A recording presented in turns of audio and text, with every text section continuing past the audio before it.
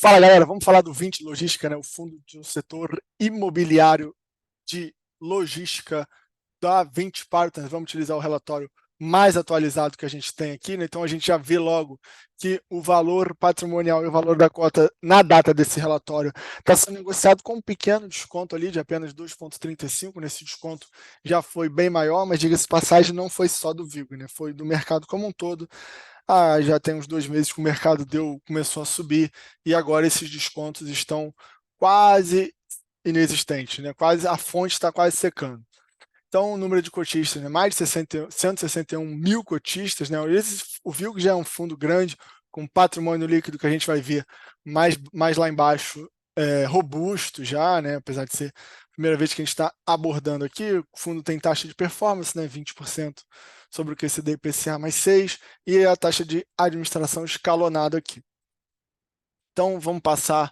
Aqui estão alguns destaques do fundo, né? A nova alocação que ele conseguiu no Fernão Dias Business Park, que localizado lá em Extrema, que aliás é um grande hub logístico, né? A parte de Extrema, né? Tem vários galpões ali naquela área. Aqui, em geral, ele comenta da inflação americana e brasileira, mas aqui a gente vai se ater a parte micro do fundo, tá? Então tá aqui, traz a foto, né, do Fernão Dias Business Park, a área aqui que ele conseguiu alugar, né? Aliás, foi uma empresa do setor de moda e têxtil, né, com mais de 50 anos de atuação no mercado, contrato de duração de 60 meses aí, com vencimento em julho de 28, tá certo? Então aqui algo que é muito importante que aconteceu, né, em decorrência dessa alta demanda, foi possível relocar o ativo sem que houvesse período de vacância, o que é ideal para o fundo, né? Então ele manteve a ocupação de 100% do ativo, né? Então o que acontece? Houve, né, um pedido de rescisão antecipada, e toda vez que tem essa rescisão antecipada, tem naturalmente uma multa, né? Então, o gestor, do ponto de vista financeiro, estritamente, é o melhor dos mundos, porque o gestor recebe um valor a mais do aluguel, né, que seria a multa, e se ele conseguir fazer essa relocação novamente, sem que haja ali, né, um prazo de vacância, é o melhor, né? E desde, claro, se ele tem que conseguir manter o valor ali do aluguel, né? Ou então até aumentar. Aí é o melhor dos mundos, né? Claro que o gestor não fica pensando nisso, né? Ele quer um relacionamento que seja bom para ambas as partes, mas quando acontece, é melhor que receba a multa direitinho e não tenha vacância, né? Conseguindo alugar pelo mesmo preço ali, a gestão sai ganhando, tá? Então, em relação ao resultado distribuído, né, e o resultado gerado, uma pequena diferença. O fundo dá conta aí com 33 centavos de rendimento acumulado, então ele consegue linearizar bem e está dando um guidance, né? A gente vai ver mais embaixo até setembro de 2023, que a gente vai ver já já qual esse range que ele dá. Então, o fundo distribuiu, né, desde maio aqui, tem distribuído 70 centavos por cota, mas a gente vê que o resultado ele tem dado uma oscilada e nem sempre é um resultado que está fazendo jus ao rendimento. Então, isso aqui, se esse resultado não melhorar, mais cedo ou mais tarde, essa fonte vai secar, tá certo? Mas, por enquanto, é um resultado estável, pelo menos até setembro de 2023, por conta do resultado acumulado. Aqui uma pequena exemplo, né? Se você tivesse 24, você ganharia R$ 14, 200, R$ 140. E se tivesse 2.000 cotas, ganharia R$ 1.400. Então você já mentaliza, já pensa aí o que você faria com esse dinheiro. Eu espero que seja, né, de preferência, um reinvestimento desse dinheiro para formar a famosa snowball, bola de neve. Então tá aqui o range, né, que eu tinha falado, ele está dando um guidance aqui de 0,65 a 0,72. Ele está pagando quase ali o topo, né, do guidance, paga o 0,70, pelo menos isso é o que a gente tem aqui, ó, até setembro de 23, né? Aí vai depender de vacância, enfim, uma série de fatores que o gestor vai fazer uma nova projeção, tá certo?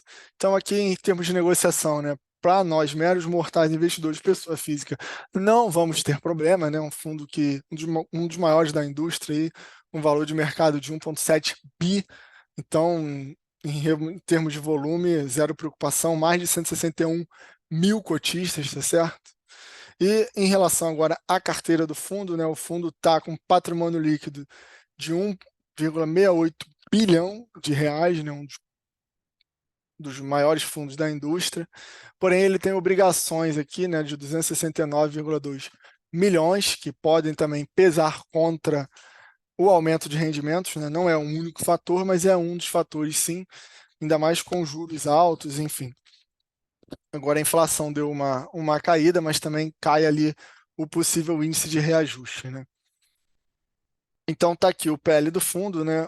1,678 bilhão de reais, né? O fundo está com obrigações que correspondem a 10,2% dos ativos imobiliários do fundo, né? Tá aqui a obrigação que o fundo tem, são todos atrelados ao IPCA, né? Mais uma taxa pré-determinada, né? A maior alavancagem aqui diz respeito, né, ao Aliança Parque, com um valor de mais de 152 milhões de reais, tá? Correspondendo a 57% do total das obrigações do fundo. Então, aqui está o cronograma, né, de pagamento. Então, a gente vê que 2023 ainda está tranquilo, mas a partir de 2024 o buraco vai ficar um pouco mais embaixo até 2030, né? Então, isso pode ser sim um limitante aí um certo crescimento ali da renda, tá? Então, aqui já a partir de 2031, aí as obrigações do fundo alivia, né? Alivia o caixa do fundo. Claro que durante esse período aqui o gestor pode se movimentar, né? Aliás, é o que a gente espera. Então, pode ocorrer venda de ativos ou novas alavancagens, enfim. Aí a dinâmica do mercado também vai dar o tom, né? Tudo que o gestor pode ou não pode fazer, tá certo? Então a gente chega aqui na parte mais operacional do fundo, e aqui a gente vê que a receita média de aluguel ela vem caindo, né, ao longo do tempo, chegando aqui em julho de 23 no valor de R$ 20,80, enquanto a média do mercado está 21,08, né? A gente vê, por exemplo, desde agosto aqui, ambas caíram, mas a receita do VIG caiu mais que a do mercado, embora, né, tenha uma tendência aí de lateralização do preço pedido, tá? Em relação à taxa de ocupação, né, que o Vilg sempre teve uma taxa muito boa historicamente, começou, né, a ter problema aqui em novembro e agora ela chega em julho com uma taxa ali de 88% de ocupação, né, portanto 12% de vacância, enquanto a média do mercado considerado aqui está em 89,4, mais ou menos em linha também com o mercado. Tá? Em relação à inadimplência, também sempre foi historicamente baixa ou inexistente no fundo. Em fevereiro, eles tiveram um problema aqui com a Tok Stock, não sei se todo mundo está ciente disso.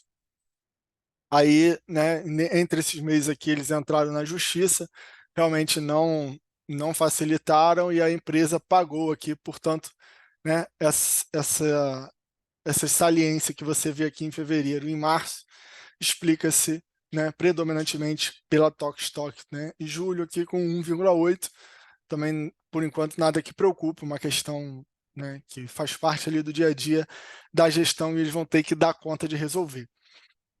Passando rapidamente aqui na distribuição de receita, como eu falei, a Tok Stock é uma parte relevante, né, da receita do fundo, corresponde a 16%.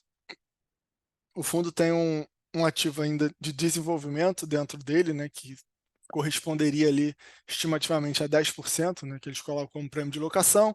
Enfim, está aqui empresas conhecidas e essa divisão que vocês aqui estão vendo. Em relação a tipo de contrato, 21% é atípico, 79% típico. Segmentos de atuação, né, e-commerce, transporte e logística, correspondem pela maior parte, mas também alimentos e bebidas também conta com um segmento relevante. Tá? Em relação à diversificação estadual, talvez seja uma das coisas que eu mais gosto do fundo, que é a sua diversificação geográfica, né? Como ele tem vários ativos em Extrema, né, que é um grande hub logístico em Minas Gerais, uma presença forte também em São Paulo, que a gente consegue ver no mapa que ele tem presença e aposta em algumas praças, né, não tão óbvias assim, como Pernambuco, como Pará, Rio Grande do Sul, Espírito Santo. Então é um fundo que, né, se você já tem uma carteira de fundos imobiliários mais robusta, né, e quer talvez aumentar a diversificação, ele é um fundo que pode fazer sentido para você, né, porque ele não é um fundo tão concentrado em São Paulo, e a maioria dos outros fundos tem sim uma concentração em São Paulo, então é uma forma de você apostar em outras praças aqui, né? Então Evidentemente, não estou aqui recomendando que você faça, não conheço a sua carteira, não conheço o seu perfil de risco, mas, de fato, ele é um fundo que oferece essa opção ao investidor, tá?